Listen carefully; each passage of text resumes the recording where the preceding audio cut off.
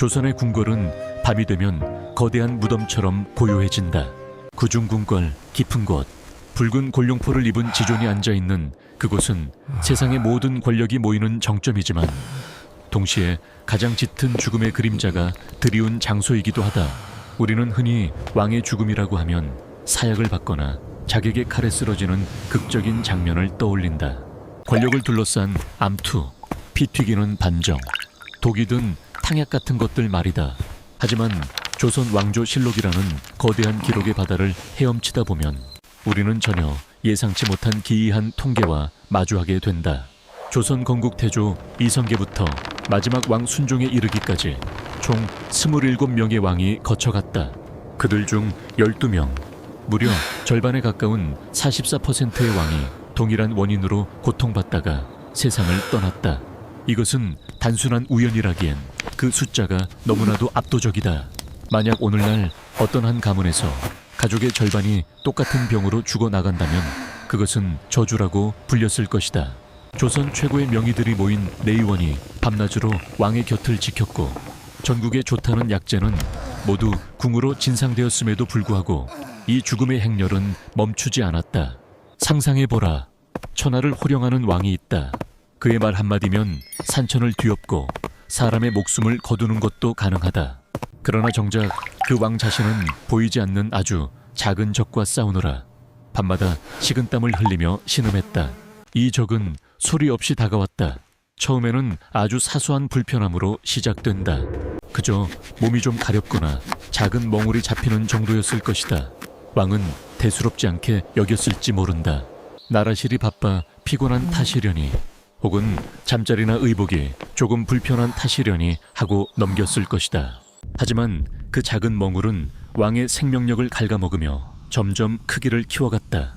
이 질병은 왕의 몸을 잠식하는 것에 그치지 않고 조선의 역사 자체를 뒤흔들었다.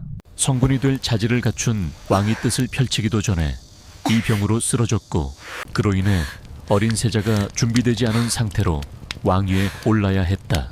강력한 왕권을 휘두르던 군주가 이 병마 앞에서는 나약한 인간으로 전락하여 정적들에게 빌미를 제공하기도 했다. 왕의 비명소리가 강령전 담장을 넘을 때마다 조정의 권력 지형이 요동쳤다. 어이들은 손을 떨며 침을 놓았고 신하들은 왕의 안색을 살피며 다음 권력의 향방을 계산했다. 도대체 무엇이 이토록 집요하게 조선의 왕들을 괴롭혔단 말인가? 그것은 독살도 아니었고 자객의 칼날도 아니었다. 심지어 전염병도 아니었다. 왕의 침소 가장 은밀한 곳까지 침투해 절대 권력자의 숨통을 조였던 살인마. 그것은 너무나도 허무하게도 우리 몸 어디에나 생길 수 있는 아주 흔해 빠진 질병이었다. 어쩌면 당신도 한 번쯤 겪어봤을지 모를 그 질병이 조선의 왕들에게는 피할 수 없는 사형 선고나 다름없었다. 기록을 살펴보면 왕들은 이 고통을 참아내기 위해 처절한 사투를 벌였다. 밤새 고통에 몸부림치느라 정사를 돌보지 못하는 날이 허다했고 고름이 터져 나오는 끔찍한 악취 때문에 신하들이 왕을 아련하는 것조차 힘겨워했다는 기록도 있다. 왕의 몸은 더 이상 고귀한 옥체가 아니었다. 그저 썩어가는 살점과 끊임없는 통증의 감옥일 뿐이었다. 조선 왕조 500년의 역사이면에는 이 질병이 만들어낸 공포와 비명이 짙게 깔려있다. 우리가 교과서에서 배운 굵직한 역사적 사건들, 예컨대 계유정난이나 각종 환국 같은 정치적 격변의 순간들을 자세히 들여다보면 그 시작점에는 항상 왕의 병환이 있었다. 왕이 건강했다면, 왕이 그토록 허무하게 쓰러지지 않았다면 일어나지 않았을 비극들이 역사의 줄기를 바꿔놓았다. 그러니 이 죽음의 비밀을 파헤치는 것은 단순한 의학적 호기심을 넘어서는 일이다. 그것은 조선이라는 나라가 굴러가던 시스템의 가장 취약한 고리를 확인하는 과정이며 인간의 생명이 얼마나 더덥고 우연에 기대어 있는지를 목격하는 서늘한 경험이 될 것이다. 지금부터 우리는 실록의 먼지를 털어내고 그날의 현장으로 들어가 보려 한다. 왕의 침전에서 들려오던 신음소리, 어이들의 다급한 발자국 소리, 그리고 탕약 따르는 냄새가 진동하던 내의원의 긴박한 풍경 속으로 말이다. 44%라는 충격적인 사망률 뒤에 숨겨진 진실. 현대인의 시각으로는 도저히 이해할 수 없는 그 허무한 죽음의 실체가 이제 서서히 드러난다. 그 살인마의 이름은 바로 종기다. 그렇다. 우리가 흔히 여드름이나 뾰루지 정도로 생각하고 대수롭지 않게 여기는 그 종기 말이다. 현대에는 약국에서 몇천 원이면 살 수 있는 연고를 바르거나 간단한 시술로 해결되는 이 피부 질환이 조선시대에는 왕의 목숨을 앗아가는 가장 치명적인 재앙이었다. 실록에는 이를 옹저, 등창, 부스럼 등 다양한 이름으로 기록하고 있지만 그 본질은 하나다.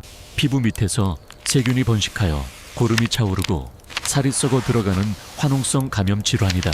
오늘날의 우리는 항생제라는 강력한 무기를 가지고 있기에 종기가 얼마나 무서운 병인지 실감하지 못한다. 하지만 항생제가 없던 시절, 종기는 그야말로 살이 타들어가는 듯한 자결통과 뼈를 깎는 고통을 동반하는 저승사자였다. 특히 왕들이 주로 알았던 등창은 말 그대로 등에 나는 큰 종기를 뜻한다. 이것은 단순한 뾰루지가 아니다. 등 전체가 붉게 부어오르고 그 안에서 수많은 고름 주머니가 얽히고 설켜 마치 벌집처럼 구멍이 뚫리는 끔찍한 병이다. 왕의 몸에 종기가 났다는 보고가 올라가면 내의원에는 비상이 걸린다. 어이들은 사색이 되어 약재를 준비하고 침을 소독한다. 종기는 초기에 잡지 못하면 도끼가 혈관을 타고 온몸으로 퍼져 폐혈증을 일으킨다. 한번 폐혈증이 오면 현대의학으로도 장담할 수 없는 상태가 되는데 하물며 조선시대에는 오죽했겠는가. 왕의 피부가 붉게 변하고 열이 펄펄 끓어오르기 시작하면 궁궐 전체가 공포에 질식한다. 왕이 알아누우면 정사는 마비되고 신하들은 왕의 생사에 자신의 목숨을 걸어야 했다. 종기라는 놈은 참으로 교활하다. 처음에는 좁쌀만 한 크기로 시작해 방심을 유도한다. 왕은 그저 좀 가려운가 보다 하고 긁었을 것이다. 하지만 그 손톱에 묻어있던 보이지 않는 세균들이 상처 틈으로 파고든다. 왕의 몸은 기름진 음식과 운동 부족, 그리고 과도한 스트레스로 인해 면역력이 바닥난 상태다. 세균들에게 이보다 더 좋은 먹잇감은 없다. 세균은 순식간에 증식하며 왕의 피와 살을 파먹어 들어간다. 시간이 지나면 환부는 걷잡을 수 없이 커진다. 피부는 검붉게 죽어가고 그 아래에서는 누런 고름이 차오른다. 고름이 터지면 그 악취는 상상을 초월한다. 썩은 생선 냄새와 피비린내가 뒤섞인 역겨운 냄새가 왕의 침전을 가득 채운다. 지존의 몸에서 나는 냄새라고는 믿기지 않을 만큼 참혹한 악취다. 왕을 모시는 내관과 궁녀들은 코를 막고 싶어도 막지 못한 채 그 냄새를 견뎌야 했다. 왕은 자신의 몸이 썩어가는 냄새를 맡으며 서서히 죽음의 공포를 느낀다. 이것은 단순히 몸이 아픈 문제가 아니었다. 조선시대의 왕의 몸은 곧 국가였다.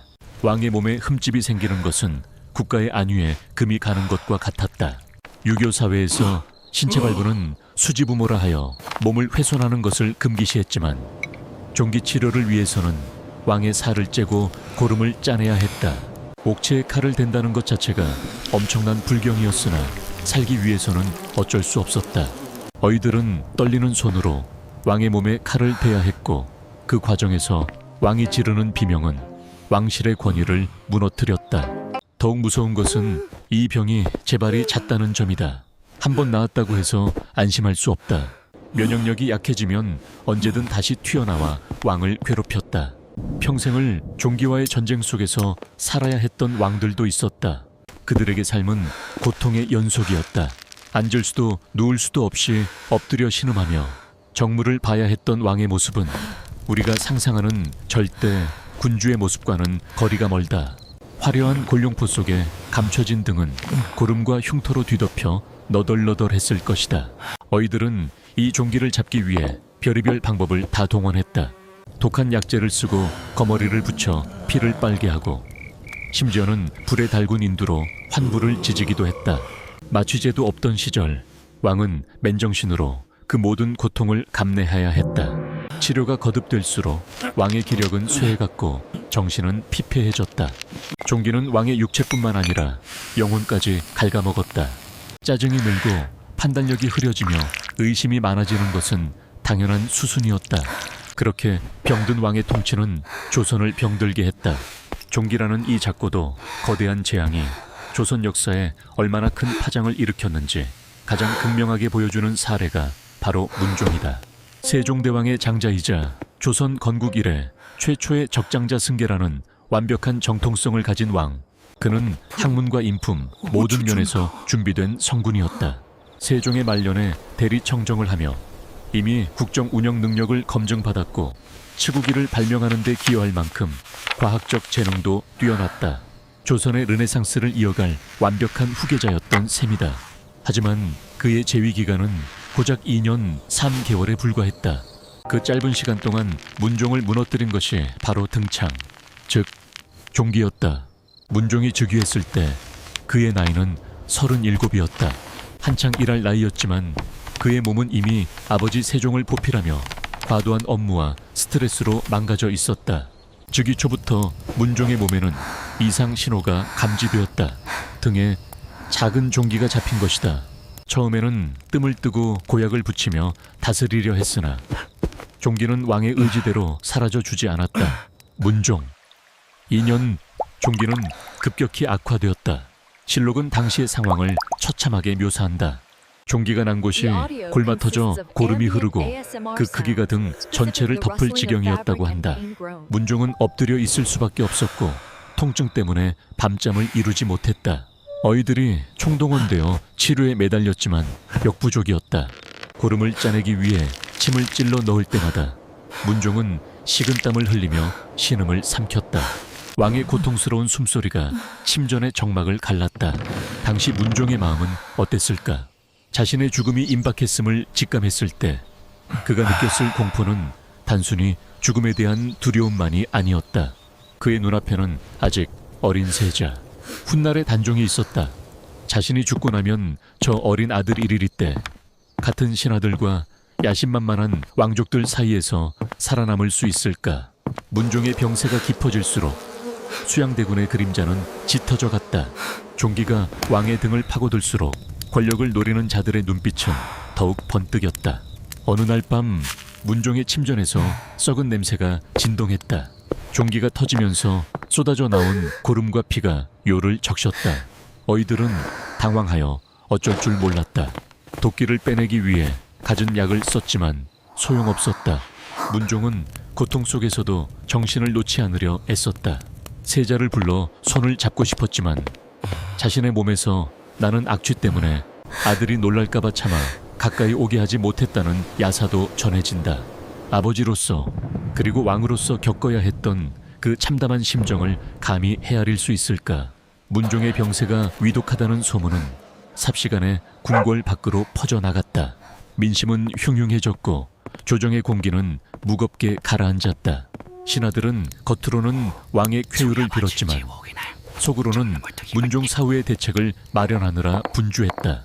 내의원에서는 어이들이 서로 책임을 미루는 눈치 싸움이 벌어지기도 했다. 왕을 살리지 못하면 자신들의 목숨도 위태로웠기 때문이다. 그들은 최후의 수단으로 독성이 강한 비소 성분의 약재까지 사용하려 했으나 이미 문종의 몸은 약을 받아들일 수 없는 상태였다. 결국 문종은 종기를 이겨내지 못하고 승하했다. 그의 죽음은 단순한 왕의 서거가 아니었다. 조선의 정통성이 흔들리고 비극적인 피바람이 예고되는 순간이었다. 문종이 그렇게 허망하게 가지 않았다면, 그 작은 종기 하나만 없었다면 단종의 비극도, 사육신의 죽음도, 세조의 찬탈도 일어나지 않았을지 모른다. 고작 세균 덩어리에 불과한 종기가 조선의 역사를 송두리째 바꿔버린 것이다. 문종의 시신을 염습하던 순간 사람들은 보았다. 왕의 등에 난 거대한 구멍을. 그 흉측한 상처는 마치 왕관의 무게를 견디지 못하고 터져버린 조선의 운명처럼 보였을 것이다. 화려한 용포 아래 감춰져 있던 그 참혹한 진실 앞에서 신하들은 고개를 들지 못했다. 그것은 인간의 힘으로는 어찌할 수 없는 자연의 섭리라기엔 너무나도 잔인하고 허무한 결말이었다. 그리고 이 비극은 문종에서 끝나지 않았다. 종기라는 저주는 왕의 혈통을 따라, 아니 왕이 사는 그 궁궐의 습하고 은밀한 공기를 타고 다음 또 다음 왕을 노리고 있었다. 문종이 떠난 자리에는 어린 단종이 남겨졌다. 12살의 어린 왕은 아버지의 죽음을 목격하며 무슨 생각을 했을까? 아버지를 죽인 것이 칼이 아니라 등에 난 부스럼이었다는 사실은 어린 왕에게 세상이 얼마나 불확실하고 위험한 곳인지를 뼈저리게 가르쳐 주었을 것이다.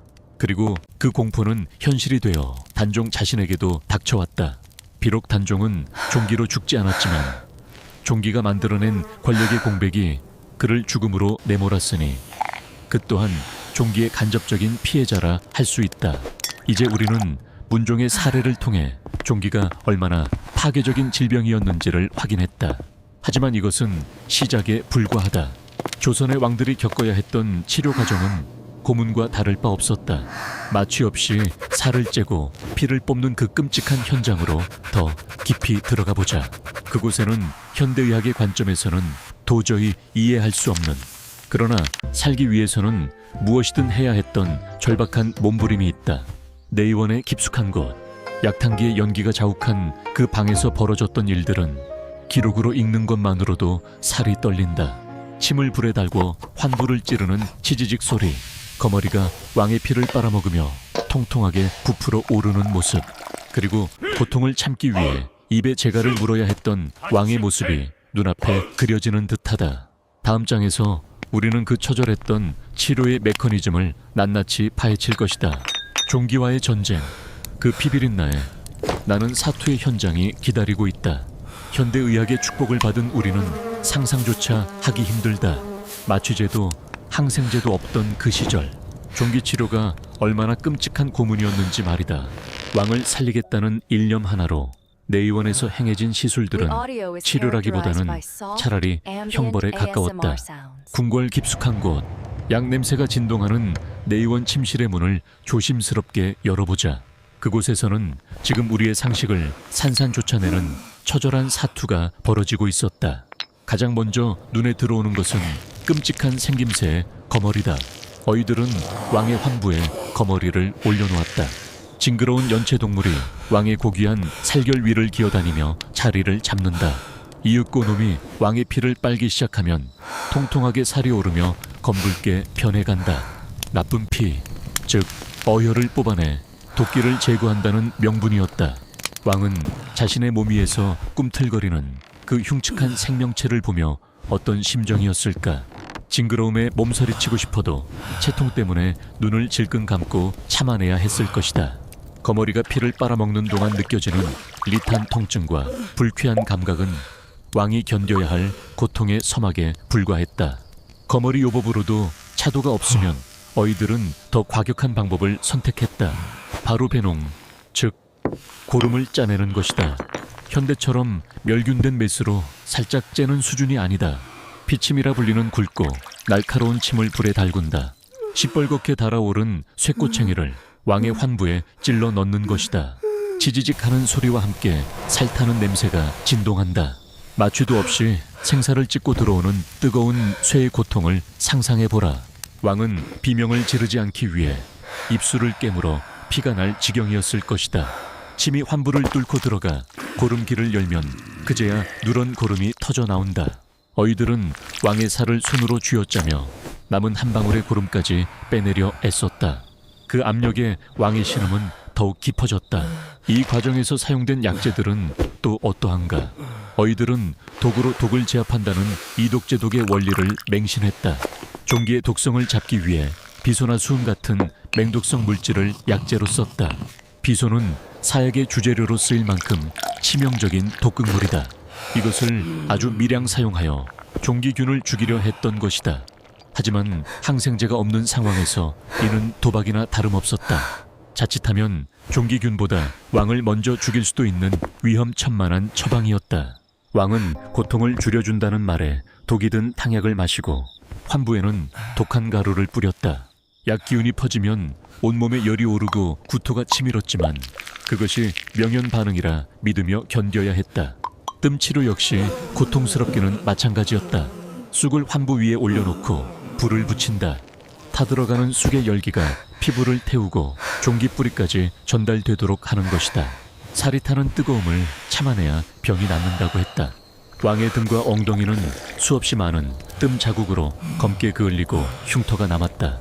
치료가 반복될수록 왕의 몸은 만신창이가 되어갔다. 침에 찔리고 불에 대고 독을 마시는 나날들.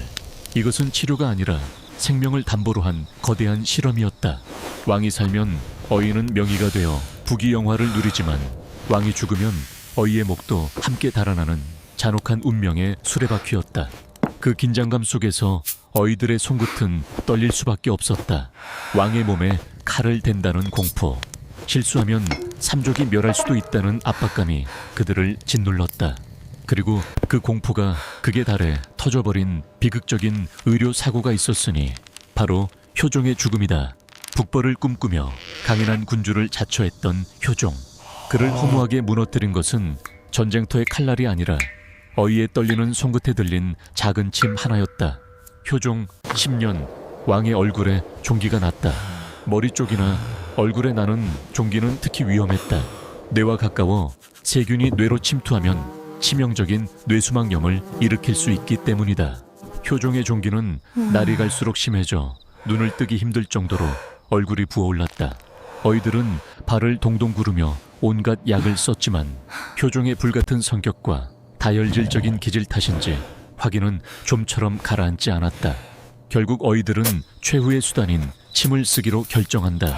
하지만 얼굴, 그것도 혈관이 복잡하게 얽혀있는 부위에 침을 놓는 것은 누구도 선뜻 나서기 힘든 일이었다. 당시 수석 어이였던 신가귀가 총대를 맸다.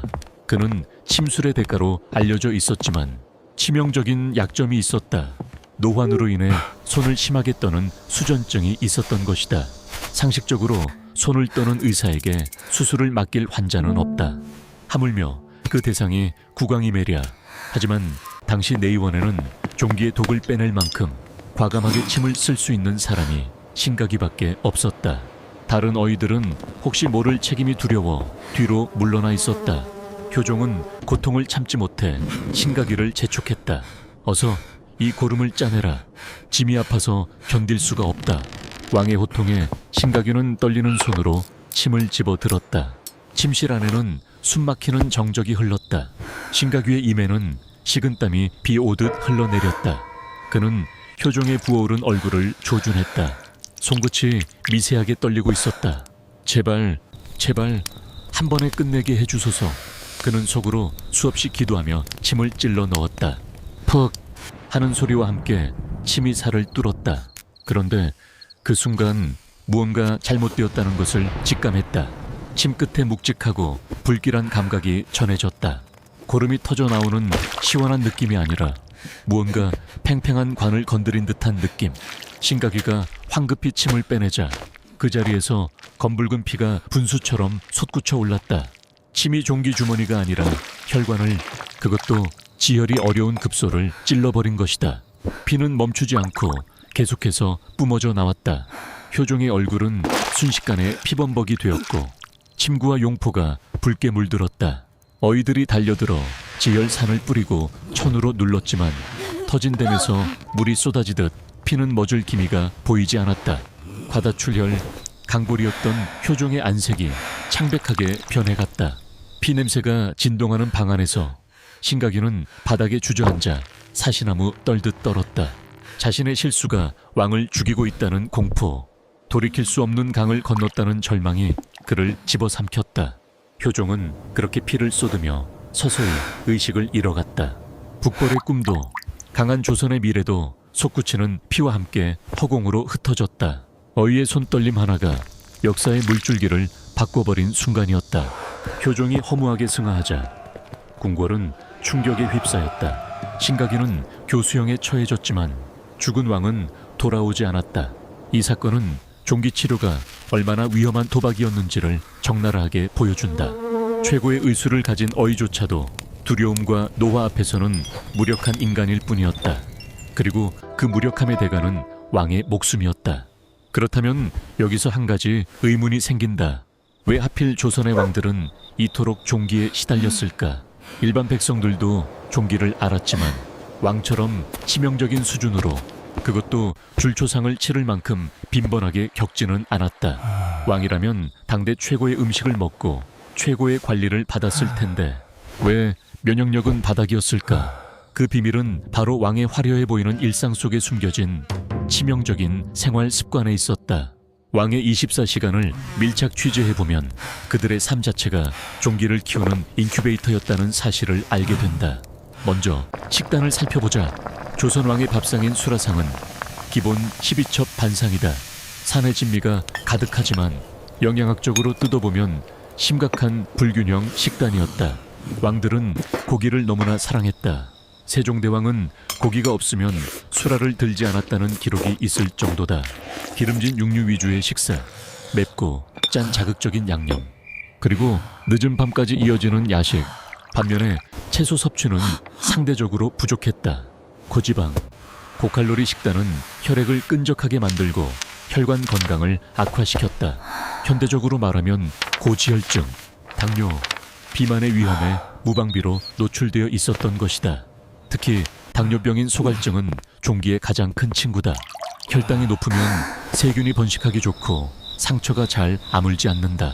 세종, 성종, 숙종 등 많은 왕이 소갈증을 앓았고 그 합병증으로 종기에 시달렸다. 먹는 것은 왕성한데 움직임은 거의 없었다. 왕의 하루는 앉아서 시작해 앉아서 끝난다. 아침에 눈을 뜨면 침전에서 일어나 보료 위에 앉는다. 신하들이 들어와 문안 인사를 하고 경연을 펼친다. 하루 종일 좁은 방에 앉아 책을 읽고 토론하고 상소를 검토한다. 이동할 때는 가마를 탄다. 권례에서도 걸어 다니는 법이 거의 없다. 운동 부족은 필연적으로 비만과 혈액순환 장애를 가져왔다. 하체 근육은 약해지고 뱃살은 늘어났다. 순환이 안 되니 몸속에 노폐물이 쌓이고 그것이 피부 밖으로 터져 나온 것이 바로 종기였다. 여기에 왕이 입는 옷, 골룡포가 문제를 더했다. 골룡포는 위험을 상징하는 옷이지만 위생적으로는 최악이었다.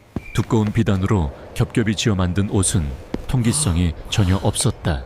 여름에도 왕은 채통 때문에 옷을 벗을 수 없었다. 찜통더위 속에서 두꺼운 옷을 입고 앉아 있으면 등과 엉덩이에 땀이 차고 습기가 맺힌다. 축축하고 따뜻한 피부, 세균이 번식하기에 이보다 더 좋은 환경은 없다. 땀띠가 나고 피부가 짓무른 곳에 세균이 침투하면 바로 종기가 되는 것이다. 왕이 골룡포를 벗었을 때 그 안에서 뿜어져 나오는 땀 냄새와 쉰내는 상상을 초월했을 것이다. 하지만 무엇보다 왕을 병들게 한 가장 큰 원인은 스트레스였다. 조선의 왕은 극한 직업이었다. 새벽 4시경에 일어나 밤늦게까지 경무에 시달렸다. 잠시도 쉴 틈 없이 쏟아지는 업무, 신하들의 견제, 붕당 간의 피 튀기는 정쟁, 언제 암살당할지 모른다는 불안감, 이 모든 것이 왕의 신경을 갉아먹었다. 한의학에서는 이를 화병이라 부른다. 가슴속에 쌓인 울화가 열이 되어 위로 치솟는 것이다. 스트레스는 만병의 근원이자 면역력을 파괴하는 주범이다. 코르티솔 수치가 치솟고 면역 체계가 무너진 왕의 몸은 세균의 침입을 막아낼 힘이 없었다. 마음의 병이 몸의 병이 되어 터져 나온 것, 그것이 바로 종기였다. 결국 조선 왕들의 종기는 단순한 피부병이 아니었다. 그것은 잘못된 식습관, 운동 부족, 비위생적인 의복, 그리고 살인적인 스트레스가 결합하여 만들어낸 생활 습관병이었다. 왕이라는 자리가 주는 무게가 육체를 짓눌러 터트린 비명과도 같았다. 최고의 권력을 가졌지만 자기 몸 하나 마음대로 돌볼 수 없었던 왕들의 비애가 그 흉측한 부스럼 속에 담겨 있다. 이러한 총체적인 난국 속에서 가장 극적이고도 의문스러운 죽음을 맞이한 왕이 있다. 바로 개혁군주 정조다. 정조의 죽음은 단순한 병사가 아니라 조선 역사의 흐름을 180도 뒤집어버린 거대한 미스터리로 남아있다. 앞서 본 효종의 죽음이 명백한 의료사고였다면 정조의 죽음은 정치적 암투와 의학적 진실이 뒤엉킨 복잡한 미로와 같다. 정조 24년 6월 찌는 듯한 무더위가 한양을 덮쳤다. 정조는 며칠째 고열과 두통에 시달리고 있었다. 그의 등에는 큼지막한 종기가 자리를 잡았다. 정조는 평소 깐깐한 성격으로 자신의 병세를 직접 진단하고 처방을 내릴 만큼 의학 지식이 해박했다. 그는 자신의 증상을 가리켜 가슴에 불덩이가 들어앉은 것 같다고 표현했다. 화병이었다. 노론 벽파와의 끊임없는 대립, 개혁 정치의 좌절, 아버지 사도세자에 대한 사무친 그리움이 그의 속을 태우고 있었다. 그 울화가 등의 종기로 폭발한 것이다. 정조의 종기는 급속도로 악화되었다.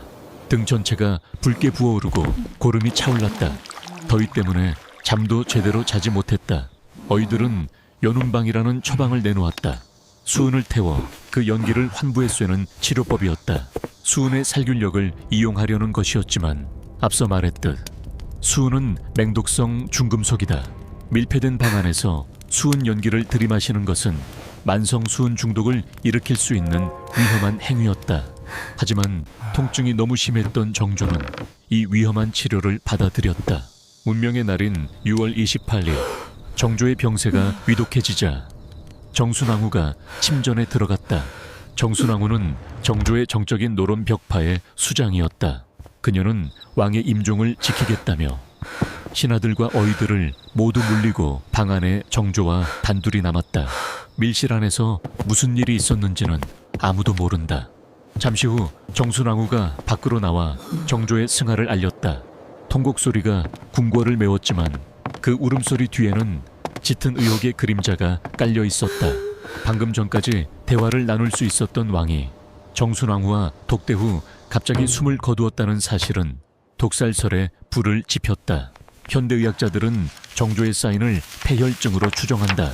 종기의 세균이 혈관을 타고 온몸으로 퍼져 장기를 망가뜨리고 쇼크를 일으켰다는 것이다.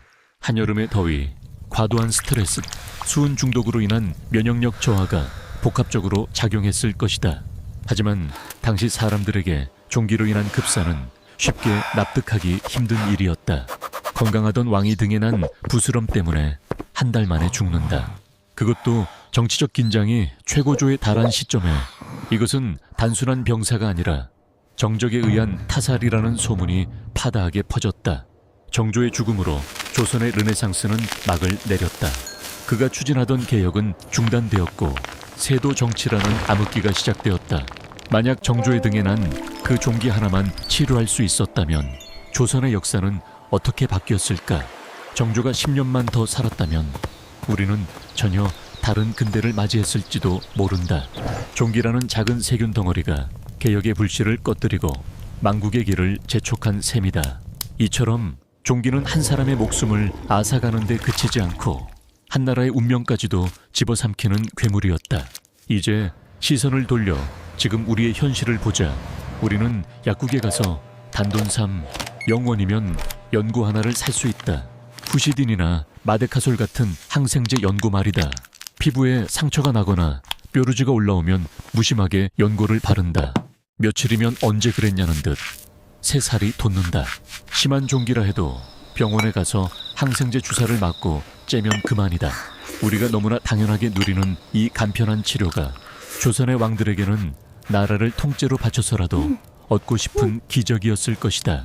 인류 역사상 가장 위대한 발명품 중 하나인 페니실린, 푸른 곰팡이에서 추출한 이 항생 물질이 발견된 것은 1928년의 일이다. 조선 왕조가 멸망하고도 한참 뒤의 일이다. 만약 타임머신을 타고 조선시대로 가서 문종에게, 효종에게, 정조에게 페니실린 주사 한 방만 놓아줄 수 있었다면 어땠을까? 문종은 단종을 지켜냈을 것이고 효종은 북벌을 감행했을지 모르며 정조는 조선을 근대 국가로 탈바꿈시켰을지도 모른다. 고작 눈에 보이지도 않는 곰팡이 포자 하나가 없어서 그 찬란했던 왕들이 고름 속에서 비명을 지르며 죽어갔다는 사실은 허무함을 넘어 서글프기까지 하다. 이 이야기는 단순히 과거의 질병사가 아니다. 절대 권력을 쥐었던 왕들조차 피할 수 없었던 죽음의 공평함, 그리고 아주 사소한 것이 거대한 역사의 물줄기를 바꿔버리는 나비 효과에 대한 증언이다.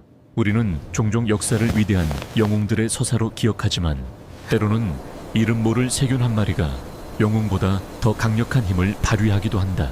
화려한 궁궐의 담장 너머 왕좌의 뒤편에는 이토록 처절하고 냄새나는 생존의 투쟁이 있었다.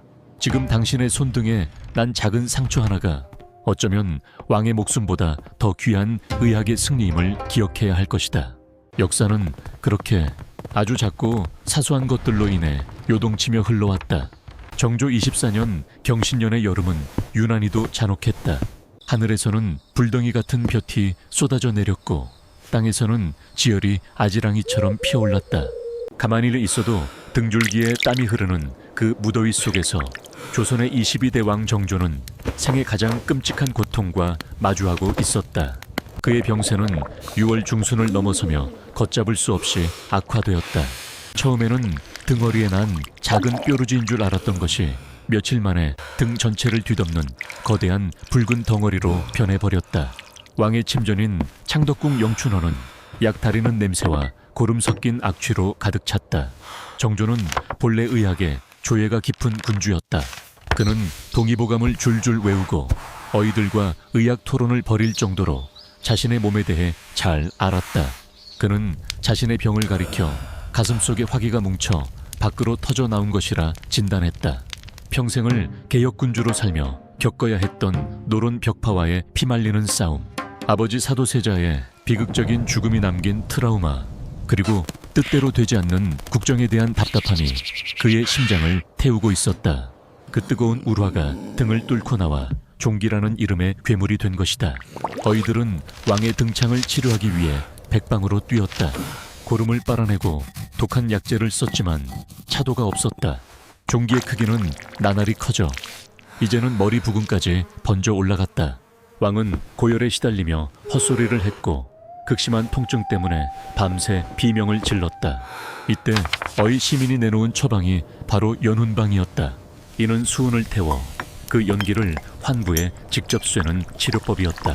수은의 강력한 살균 작용을 이용해 종기균을 죽이겠다는 의도였지만 이는 목숨을 건 도박이나 다름없었다. 창문을 모두 닫아 걸고 밀폐된 방 안에서 수은을 태웠다. 매캐하고 독한 연기가 영춘원을 가득 채웠다. 왕은 그 자욱한 영희 속에서 기침을 토하며 고통을 참아냈다.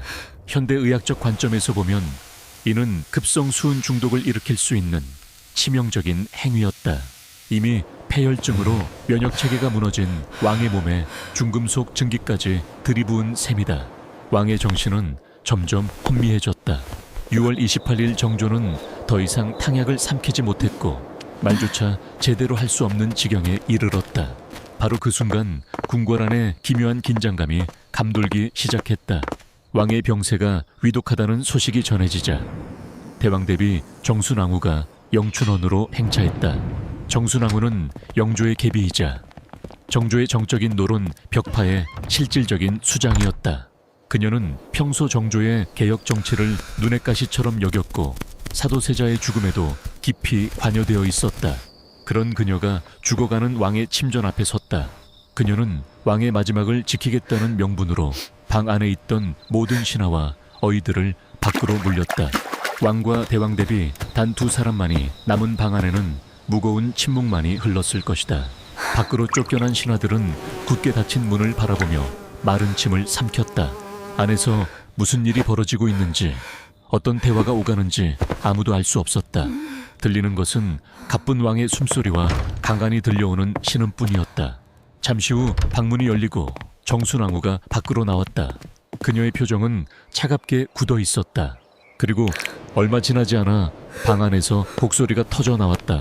개혁군주 정조가 49세의 나이로 승하한 것이다. 정조의 죽음은 즉각적으로 거대한 의혹을 불러일으켰다. 시중에는 독살설이 파다하게 퍼졌다. 건강하던 왕이 갑자기 등창으로 죽었다는 것을 백성들은 믿을 수 없었다. 더구나 정순왕후가 독대하고 나온 직후에 숨을 거두었다는 사실은 의심에 기름을 부었다. 사람들은 정순왕후가 약에 독을 탔거나 병약해진 왕에게 어떤 물리적인 충격을 가했을 것이라고 수군거렸다. 심지어 어이들이 쓴 연운방 자체가 왕을 서서히 죽이기 위한 노론의 음모였다는 주장까지 제기되었다. 하지만 냉정하게 의학적 진실을 들여다보면 정조에 쌓이는 폐혈증일 가능성이 가장 높다. 등창에서 시작된 황색 포도상구균이 혈관을 타고 온몸으로 퍼져 장기를 파괴하고 쇼크를 일으킨 것이다. 6월의 살인적인 더위는 세균 번식을 부채질했고 과도한 업무와 스트레스로 인한 화병은 면역력을 바닥으로 떨어뜨렸다. 거기에 수은 연기까지 들이마셨으니 왕의 몸이 버텨낼 재간이 없었을 것이다. 독살이 아니더라도 정조는 이미 죽음의 문턱을 넘고 있었다. 그러나 여기서 중요한 것은 의학적 사인이 무엇이냐가 아니다. 종기라는 질병이 만들어낸 그 기막힌 타이밍이다. 하필이면 정조가 강력한 왕권 강화를 추진하던 결정적인 시기에, 하필이면 정적들과의 갈등이 최고조에 달했을 때 종기가 터졌다. 이 작은 세균 덩어리는 정적들에게 완벽한 기회를 제공했다. 왕이 병석에 눕자마자 그들은 재빠르게 권력을 장악할 준비를 마쳤다. 정조의 죽음과 동시에 조선의 시계는 거꾸로 돌아가기 시작했다. 정조가 꿈꾸던 개혁은 물거품이 되었다. 규장각은 힘을 잃었고 장영영은 해체되었다. 어린 순조가 즉위하고 정순왕후가 수렴청정을 시작하면서 조선은 세도 정치라는 깊은 수렁으로 빠져들었다.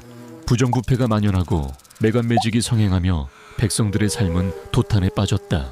만약 정조의 등에 난 그 종기를 초기에 잡을 수만 있었다면 역사는 어떻게 흘러갔을까? 정조가 10년 아니 5년만 더 살아서 개혁을 완수했다면 조선은 자력으로 근대화의 길을 걸었을지도 모른다. 종기 하나가 한 시대의 희망을 갉아먹고 나라의 운명을 비극으로 몰고 간 셈이다. 이제 타임머신에서 내려와 현재의 우리를 돌아보자. 우리는 동네 약국이나 편의점에 가면 단돈 3, 1,000원 안팎으로 연고 하나를 쉽게 살 수 있다.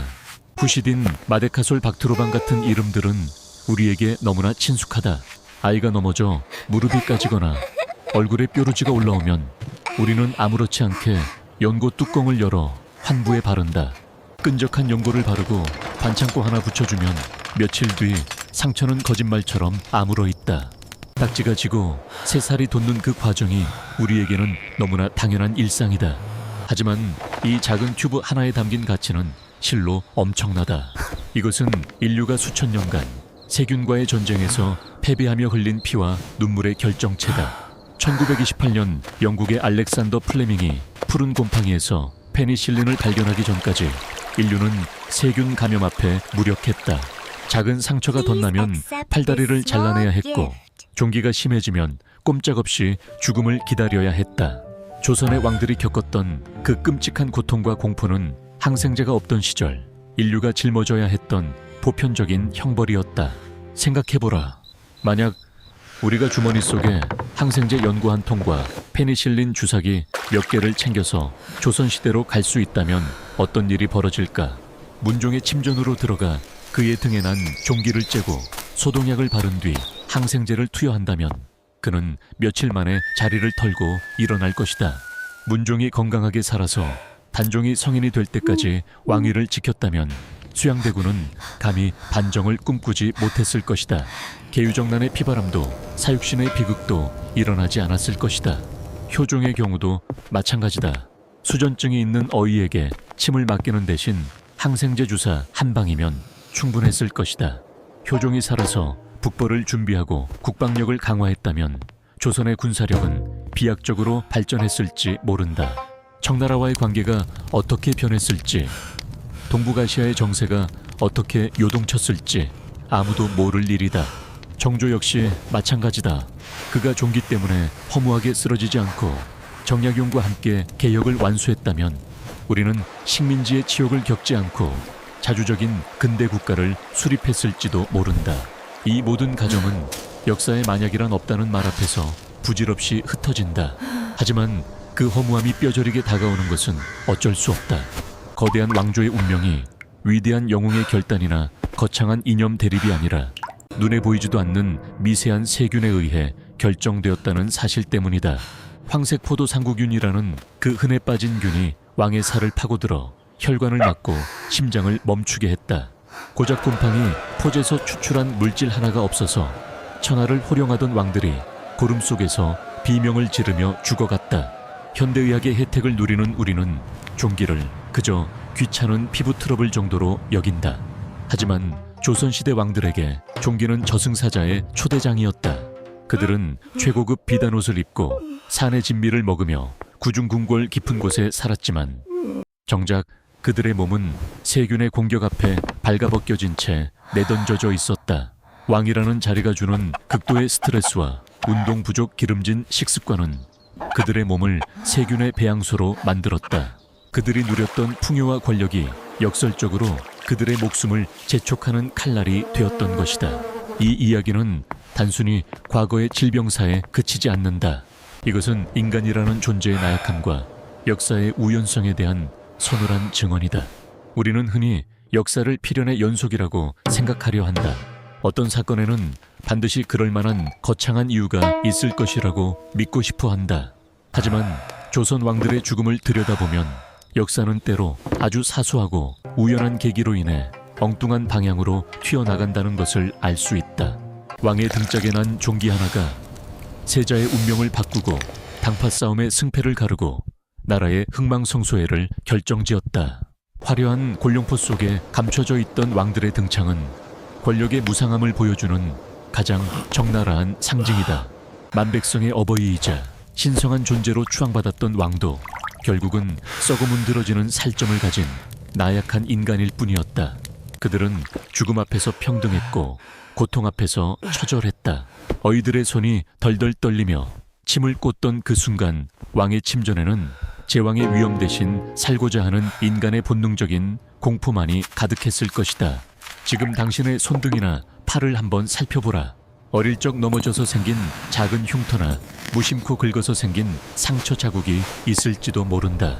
그 작은 흔적들이 아무 탈 없이 아무로 있다는 사실이 얼마나 큰 기적인지 우리는 잊고 산다.